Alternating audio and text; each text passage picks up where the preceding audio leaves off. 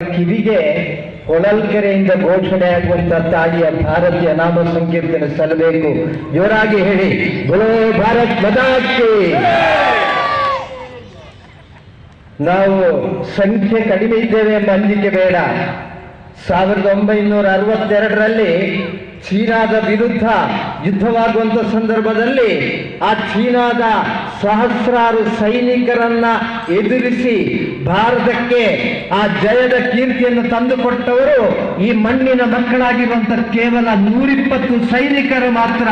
ಆ ಸೈನಿಕರ ಶಕ್ತಿಯನ್ನು ನೆನಪಿಸಿಕೊಂಡು ಹೋಗಿ ಬೋಲೋ ಭಾರತ್ ಮಾತಾ ಕಿ.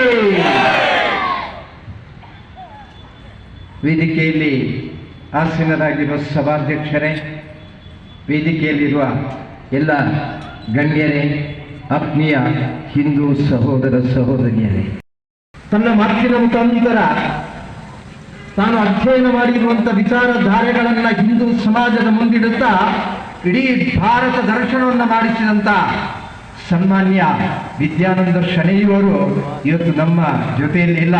ಆದರೆ ವಿದ್ಯಾನಂದ ಶಣೈಯವರ ಕನಸೇನಿತ್ತೋ, ಆ ಕಲ್ಪನೆ ಏನಿತ್ತೋ, ಆ ಕಲ್ಪನೆಯನ್ನು ಗಮನಿಸಿಕೊಂಡು ತನಗೆ ಸಿಕ್ಕಿರುವಂತ ಕೇವಲ 5 ನಿಮಿಷದ ಅವಧಿಯಲ್ಲಿ ಈ ವೇದಿಕೆಯಿಂದ ಒಬ್ಬಾಕೆ ತಾಯಿ ಇಡೀ ಭಾರತ ದರ್ಶನವನ್ನು ಮಾಡಿಸಿದ್ದಾರೆ ಅಂತ ಆದ್ರೆ, ಇಂಥ ತಾಯಂದರ ನೇತೃತ್ವವನ್ನು ವಹಿಸಿದರೆ ಈ ಭಾರತ ಗುರುಸ್ಥಾನದಲ್ಲಿ ನಿಲ್ಲುತ್ತದೆ ಎಂಬುದಕ್ಕೆ ಯಾವುದೇ ರೀತಿಯ ಸಂಶಯ ಇಲ್ಲ.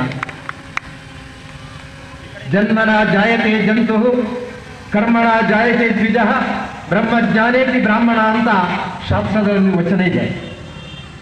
ಏನದರ ಅರ್ಥ? ಕೇವಲ ಜೀವತಂತು ಮೀಟುತ್ತಿರುವಂತ ಜಂತುವಾಗಿ ಜನಿಸಿದಂತ ನಾವು ಒಂದು ವೇಳೆ ಕೇವಲ ಹುಳವಾಗಿ ಜನಿಸಿದ ನಂತರ ತನ್ನ ಜೀವನದಲ್ಲಿ ಮಾಡಿಕೊಂಡು ಬಂದಂತಹ ಒಳ್ಳೆಯ ಕರ್ಮದ ಫಲದ ನಿಮಿತ್ತವಾಗಿ ಜನ್ಮದಿಂದ ಜನ್ಮಕ್ಕೆ ಬಂದು ಕೊನೆಯದಾಗಿ ಸಿಗುವಂತ ಅತ್ಯಂತ ಶ್ರೇಷ್ಠವಾಗಿರುವಂತ ಜನ್ಮ ಮನುಷ್ಯ ಜನ್ಮ. ಆ ಮನುಷ್ಯ ಜನ್ಮದಲ್ಲಿ ಕೂಡ ಪುನರ್ಜನ್ಮ ಇದೆ ಅಂತ ಹೇಳಿದ್ರು ಶಾಸ್ತ್ರ. ನಾವು ಜೀವಿಸಿ ಈ ಶರೀರವನ್ನು ಆತ್ಮ ವಿರಹಿಸಿದ ನಂತರ ಅಲ್ಲ ಪುನರ್ಜನ್ಮ ಇರುವಂಥದ್ದು, ಬದುಕಿರುವಾಗಲೇ ಪುನರ್ಜನ್ಮ ಇದೆ. ಹೇಗೆ ಅಂದ್ರೆ ಜನ್ಮನ ಜಾಯತೆ ಜಂತು ಕರ್ಮಣ ಜಾಯತೆ ದ್ವಿಜ ಅಂತ. ನೀನು ಮಾಡಿಕೊಂಡು ಬರುವಂತ ಕರ್ಮದಿಂದಲಾಗಿ, ನೀನು ಮಾಡಿಕೊಂಡು ಬರುವಂತ ಕರ್ತವ್ಯದಿಂದಲಾಗಿ ನಿನಗೆ ಎರಡನೆಯದಾಗಿರುವಂತ ಜನ್ಮ ಲಭಿಸ್ತದೆ. ಬ್ರಹ್ಮಜ್ಞಾನೇತಿ ಬ್ರಾಹ್ಮಣ ಅಂತ. ಯಾವಾಗ ಬ್ರಹ್ಮತತ್ವವನ್ನು ಅರಿತುಕೊಳ್ಳುತ್ತೀಯೋ, ಆ ಬ್ರಹ್ಮತತ್ವವನ್ನು ಅರಿತುಕೊಂಡಾಗುವಾಗ ನೀನು ಅತ್ಯಂತ ಶ್ರೇಷ್ಠನಾಗ್ತಿ ಎಂಬ ವಚನವನ್ನ ಶಾಸ್ತ್ರ ಬೋಧಿಸಿಕೊಟ್ಟಿದೆ. ಅಂತ ಶಾಸ್ತ್ರದ ವಚನದಲ್ಲಿ ಎಲ್ಲಿಯಾದರೂ ಜಾತೀಯವಾಗಿರತಕ್ಕಂಥ ಚಿಂತನೆ ಇದೆಯಾ ಬಂಧುಗಳೇ? ಇಲ್ಲ.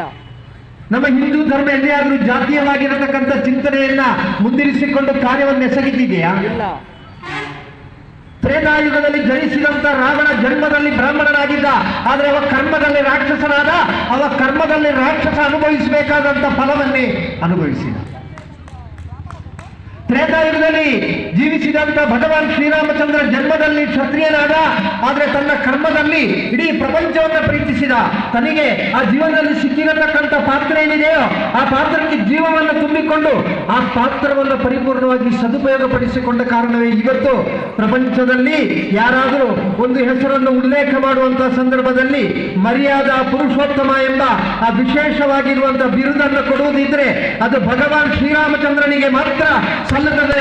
ಅದಕ್ಕೆ ಪರ್ಯಾಯವಾಗಿರತಕ್ಕಂಥ ಒಂದು ಹೆಸರಿಲ್ಲ ಎಂದ್ರೆ ತಂದೆ ದಶರಥ ಮಹಾರಾಜನಿಗೆ ಯೋಗ್ಯ ಮಗನಾಗಿ, ತಾಯಿ ಕೌಸಲ್ಯಾದೇವಿಗೆ ಯೋಗ್ಯ ಮಗನಾಗಿ, ಚಿಕ್ಕ ತಾಯಿಯಾಗಿದ್ದರೂ ಕೂಡ ಕೈಕೇಯಿಗೂ ಕೂಡ ಪ್ರೀತಿಯ ಮಗನಾಗಿ, ತಮ್ಮನಾಗಿರುವಂತ ಲಕ್ಷ್ಮಣನಿಗೆ ಒಳ್ಳೆಯ ಅಣ್ಣನಾಗಿ, ಧರ್ಮ ಪತ್ನಿಯಾಗಿರುವಂತ ಸೀತೆಗೆ ಕರ್ತವ್ಯ ನಿರತನಾಗಿರತಕ್ಕಂಥ ಪತಿಯಾಗಿ, ರಾಜ್ಯದಲ್ಲಿ ಸಂಕಷ್ಟದಲ್ಲಿರುವಂತ ಪ್ರಜೆಗಳಿಗೆ ಯಾವತ್ತೂ ಕೂಡ ಯೋಗ್ಯ ರಾಜನಾಗಿ, ಸಂಕಷ್ಟದಲ್ಲಿರತಕ್ಕಂಥ ಧರ್ಮ ಕಾರ್ಯದಲ್ಲಿ ತೊಡಗಿಸಿಕೊಂಡಿರತಕ್ಕಂಥ ಯಾವ ಋಷಿವರಿಯರಿದ್ದಾರೋ ಅಂತ ಸಾತ್ವಿಕರಿದ್ದಾರೋ ಆ ಸಾತ್ವಿಕರಿಗೆ ಯಾವತ್ತೂ ಕೂಡ ಧರ್ಮ ರಕ್ಷಣೆಗೆ ಪೂರಕವಾಗಿ ಎದ್ದು ನಿಂತ ಒಂದು ಆ ಪರಿಪೂರ್ಣವಾಗಿರತಕ್ಕಂಥ ಜೀವವನ್ನ ನೀಡಿದಂತ ಚೈತನ್ಯವನ್ನು ನೀಡಿದಂತ ವ್ಯಕ್ತಿ ಭಗವಾನ್ ಶ್ರೀರಾಮಚಂದ್ರನಾಗಿರುವ ಕಾರಣ ಇವತ್ತು ಮರ್ಯಾದಾ ಪುರುಷೋತ್ತಮ ಎಂಬ ಆ ಹೆಸರು ಭಗವಾನ್ ಶ್ರೀರಾಮಚಂದ್ರನಿಗೆ ಸಲ್ಲುತ್ತದೆ.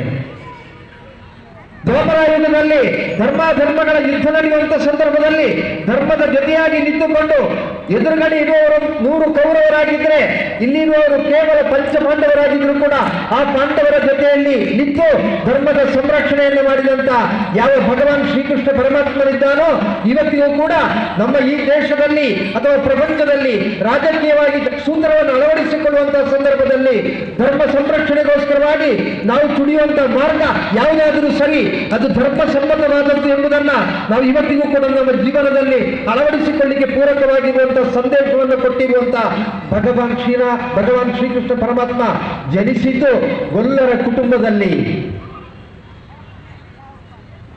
ಇವತ್ತು ಒಂದು ವೇಳೆ ಭಾರತ ದೇಶ ಇಡೀ ವಿಶ್ವಕ್ಕೆ ಗುರುವಿನ ಸ್ಥಾನದಲ್ಲಿ ನಿಲ್ಲುವುದಿದ್ರೆ ಆ ಗುರುವಿನ ಸ್ಥಾನದಲ್ಲಿ ನಿಲ್ಲಕ್ಕೆ ಕಾರಣವಾಗಿರುವಂತದ್ದು ನಮ್ಮಲ್ಲಿರತಕ್ಕಂಥ ಸಂಪತ್ತು ವೇದ.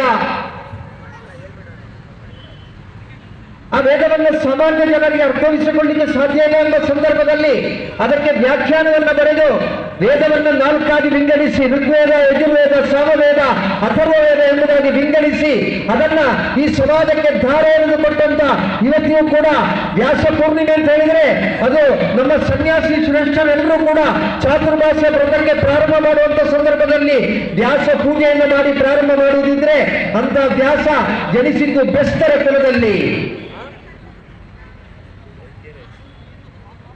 ಇವತ್ತಿಗೂ ಕೂಡ ನಮ್ಮ ಆತ್ಮವನ್ನು ಪುಳಕಿತಗೊಳಿಸುವ ರೀತಿಯಲ್ಲಿ ಜೀವನದಲ್ಲಿ ನಾವು ಯಾವ ರೀತಿ ಜೀವಿಸಬೇಕೆಂಬ ಪದ್ಧತಿಯನ್ನು ಬೋಧಿಸಿಕೊಡುವಂತ ಅತ್ಯಂತ ಶ್ರೇಷ್ಠವಾಗಿರುವಂತ ಧರ್ಮ ಗ್ರಂಥ ರಾಮಾಯಣವನ್ನು ಬರೆದಿರತಕ್ಕಂಥ ವ್ಯಕ್ತಿ ಯಾರು? ವಾಲ್ಮೀಕಿ ಮಹರ್ಷಿಯವರು. ವಾಲ್ಮೀಕಿ ಮಹರ್ಷಿಯವರಿಗೆ ವಾಲ್ಮೀಕಿ ಎಂಬ ಹೆಸರು ಬರಲಿಕ್ಕೆ ಕಾರಣ ಅವರು ವಾಲ್ಮೀಕದಲ್ಲಿ ತಪಸ್ಸನ್ನು ಮಾಡಿದರು. ಅವರು ತಪಸ್ಸು ಮಾಡಿ ರಾಮಚಂದ್ರನ ನಾಮಸ್ಮರಣೆಯನ್ನು ಮಾಡಿ ಅವರ ಆ ದೇಹದ ಸುತ್ತ ಗುತ್ತ ಬೆಳೆಯುತ್ತದೆ. ಆದ ಕಾರಣ ವಾಲ್ಮೀಕದಿಂದ ಬಂದಿರತಕ್ಕಂಥ ಮಹರ್ಷಿಯಾಗಿರುವ ಕಾರಣ ವಾಲ್ಮೀಕಿ ಮಹರ್ಷಿಗಳಾಗಿದ್ದಾರೆ. ಆ ವಾಲ್ಮೀಕಿ ಮಹರ್ಷಿ ಯಾರು? ಅವರು ಜನಿಸಿದ್ದು ಬೇಡರ ಕುಟುಂಬದಲ್ಲಿ.